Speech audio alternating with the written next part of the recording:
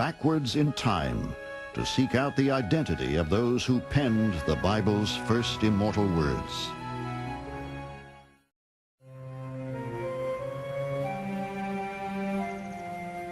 Almost 1,000 years ago, it was first noticed that there were seemingly contradictory passages in the text of the first 5 books of Moses. Many words were ascribed to Moses, but unlikely to have been written by him. Scholars have argued that if Moses was the author of the book of Deuteronomy, how could it have been possible for him to have written about his own death? The problem of how Moses could have been the one who recorded and passed on the Torah, and then it turns out to describe his own death, was already raised by the sages, and they simply answered by giving 2 possibilities. One, that Moses did indeed write of his own death while crying as he wrote. And second of all, that those verses of the Torah were written by his faithful servant and his successor, Joshua. But there were even more puzzling sections in the texts, some of them as early as the book of Genesis. And of every living thing of all flesh, 2 of every sort shalt thou bring into the ark, to keep them alive with thee.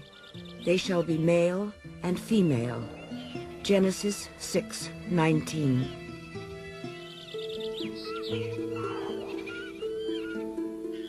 That excerpt is from the story of Noah and the flood. Just a few sentences farther, there is this surprising discrepancy, quoting a different number of animals to be taken into the ark. Of every clean beast thou shalt take to thee by 7s, the male and his female, and of beasts that are not clean by 2, the male and his female. Genesis 7:2.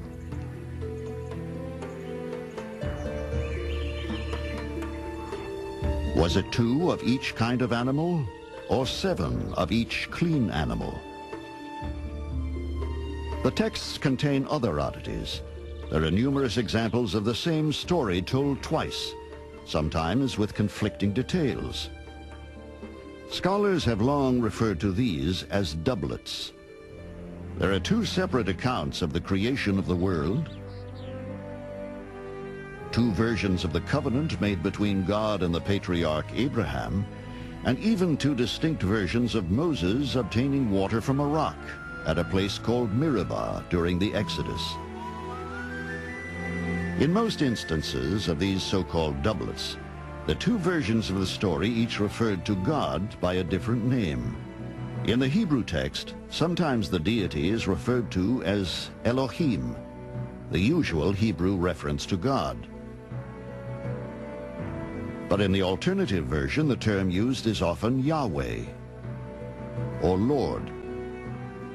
For centuries, scholars have puzzled over the appearance of these distinct differences. The key piece of evidence in this is that different kinds of clues converged with each other, so that you have doublets of stories, that proves nothing. You have different names of God, that proves nothing. But when all the doublets of stories line up into 2 groups, one of which uses one name of God and one uses the other name of God consistently, then that's strong evidence that something is going on. By the early half of the 19th century, many scholars were convinced that the 5 books of Moses were written by 3 separate authors. The writer of the version which referred to God as Yahweh was named J, because early European translators were ignorant of the correct pronunciation of Hebrew names. Many inadvertently referred to the name of God as Jehovah instead of Yahweh, and ironically, the name has stuck. The author of those texts referring to God as Elohim was named E. A third writer was identified as P. This author was thought to be a priest and wrote in a different style to J and E. His passages seem to be especially concerned with stories of the establishment of the priesthood after the people of Israel left Egypt. The differences are immediately obvious in Hebrew, the language in which the text was originally written. The disparities virtually disappear in their English translation, but this example comes from the book of Exodus. The text relates how God appears to Moses in a burning bush. The passage was written by J, who in Hebrew refers to God as Yahweh or Lord.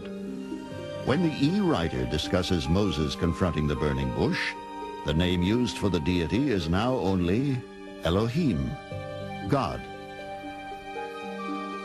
Moreover, he said, I am the God of thy father, the God of Abraham, the God of Isaac, and the God of Jacob.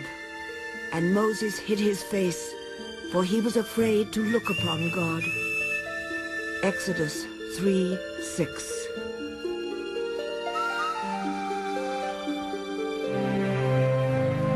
Subtle though the differences may be, the texts clearly seem to reflect a compilation of sources. In 1807, the German theologian Wilhelm de Wet announced the discovery of a possible fourth author. His examination of the texts indicated that the language, tone, and content of the entire book of Deuteronomy were the work of a different person to J, E, or P. Scholars have since come to refer to this writer by the name D, for Deuteronomist. Over the years, the authorship theory has come to be known as the documentary hypothesis. Once you've identified a text and said, well, I think this is J, or I think this is E, I think this is P, I think this is D, then you place it up against other texts in the Bible where we have some idea of the date and see if there's any development in the language. It's not just that you can tell the difference between the way I speak English and the way Shakespeare did. It's that if you heard somebody who lived in the 18th century, you could tell that that person was somewhere halfway between Shakespeare and me.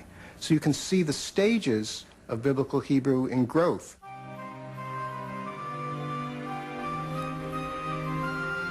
In a stunning retraction of early church intolerance toward the hypothesis and the issue of biblical authorship, in 1943, Pope Pius XII surprises religious leaders and academics alike by issuing a new edict. He encourages scholars to fully investigate the question, who wrote the Bible?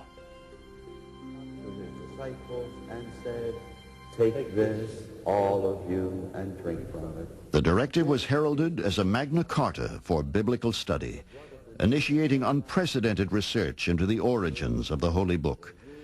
The quest would open up a fascinating window on how the sacred words of the divine have traversed the centuries. When we come back, an unexpected discovery brings us face to face with what may be the actual identity of one of the earliest writers of the 5 books of Moses.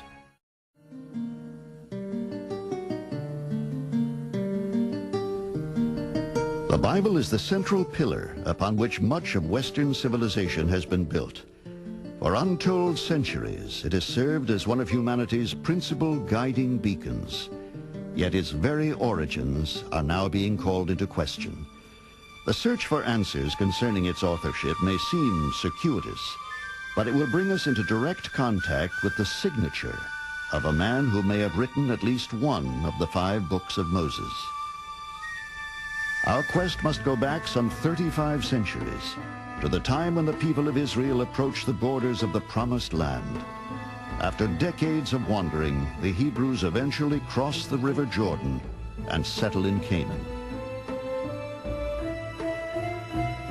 While the 10 Commandments were constantly in the possession of the people, there may have been no other religious texts at the time. Though the Bible indicates that the scrolls of Moses may have accompanied the Israelites, many scholars believe that the first 5 books of the Bible had not yet been written.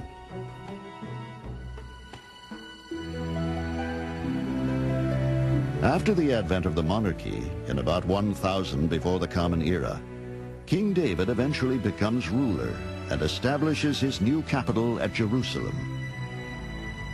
It is then that the matter of authorship re-enters the story.